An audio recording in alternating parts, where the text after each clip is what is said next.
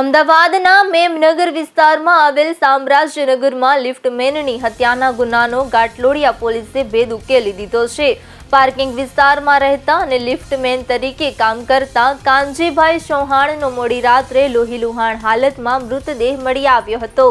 તપાસ દરમિયાન એપાર્ટમેન્ટમાં રહેતા યુવક ઋત્વિક જયમલાણીની સંડોવણી સામે આવી છે। આરોપીએ મૃતક જાહેરમાં અશ્લીલ છેડછાડ કરતો હોવાની સાથે અગાઉ બોલાચાલી થઈ હોવાને કારણે હત્યા કરી હોવાની કબૂલાત કરી છે। પોલીસે આરોપીની ધરપકડ કરી વધુ તપાસ શરૂ કરી છે। મેમનગરના સામ્રાજ્યનગર વિસ્તારમાં હત્યાની ઘટના સામે આવતા વિસ્તારમાં ચકચાર મચી ગઈ હતી। પાર્કિંગમાં રહેતા કાનજીભાઈ ચૌહાણનો મૃતદેહ મળી આવતા સ્થાનિકોએ પોલીસને જાણ કરી હતી।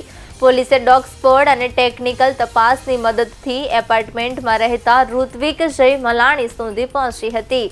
પૂછપરછ દરમિયાન આરોપીએ ગુનો કબૂલ્યો હતો। પ્રાથમિક તપાસમાં મૃતક જાહેરમાં અશ્લીલ હરકતો કરતો હોવાની અને તે મુદ્દે અગાઉ બોલાચાલી થઈ હોવાનું સામે આવ્યું છે। આરોપીએ ગુસ્સામાં આવી કાનજીભાઈની હત્યા કરી હોવાની વિગતો બહાર આવી છે।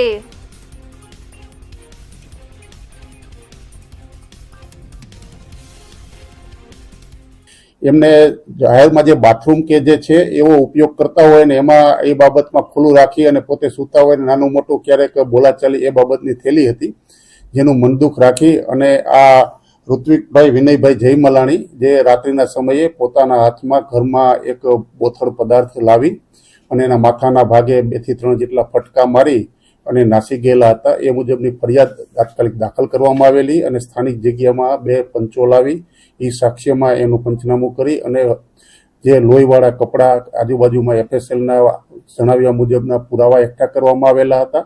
અને આ વધુમાં જે ડોગ સ્ક્વોડ જે તપાસ માટે બોલાવવામાં આવેલા હતા એ ડોગના હેન્ડલર જે છે એ ડોગ જે સ્મેલ આપી અને ટ્રેક કરાવેલ હતું તો એ જ પણ આરોપીના ઘર સુધી ડોગ ત્યાં ગઈ અને એમને નિશાની આપી અને ગાઈડ કરીને ત્યાં ગાઈડ કરતા પોલીસ ડોગ ત્યાં પહોંચી ગયેલા હતા જે આરોપી પાસે। એટલે ફરિયાદીના CCTVમાં દેખાણા કેમેરા તેમજ ડોગના આધારે આરોપી જે છે એ આ ઋત્વિકભાઈ વિનયભાઈ જયમલાણી હોવાનું પ્રસ્થાપિત થતા તેમને પૂછપરછ કરવામાં આવેલી હતી। એટલે હસ્તગત કરીને પૂછપરછ કરતા પોતાના જૂના બનાવ અનુસંધાને વિગત જણાવેલી હતી કે એમના બારીની પાછળ જતા આ અવારનવાર એ ચંચાડા કરતો એવી વિગત એમને હાલમાં જણાવેલી છે। પરંતુ હજુ પ્રાથમિક દ્રષ્ટિએ પૂછપરછમાં જે વિગત મેળવેલી છે એમાં આટલી હકીકત જણાવેલ છે, પણ હજુ કોઈ જૂનો બનાવ આ બાબતે બનાવેલ છે કે કોઈ રેકર્ડ આધારિત ફરિયાદ અગાઉ બંને વચ્ચે દાખલ થયેલ છે કે કેમ એની માહિતી મેળવી તપાસ આધારિત પુરાવા ચાલે છે। અને આ ઋત્વિકભાઈ વિનયભાઈ જયમલાણી જે છે એમના પિતાજી છે એ એજ્યુકેશન કન્સલ્ટન્ટ તરીકેની કામગીરી કરે છે અને જે આરોપી જે છે એ BE કોમ્પ્યુટર તરીકેનો અભ્યાસ પૂર્ણ કરેલ છે અને હાલમાં એના પિતાજીને હાઈ BP જેવું હોય એટલે એ પોતે દિવ્યાંગ થયેલા છે, જોવામાં નથી આવતું। એમની કામગીરી જે આ પોતે ચલાવી રહેલ છે આ પોતે આરોપી ઋત્વિકભાઈ અને એમને પરિવારની અંદર એક ભાઈ એક બેન અને માતા પિતા બંને સંયુક્ત પરિવારમાં સાથે રહે છે।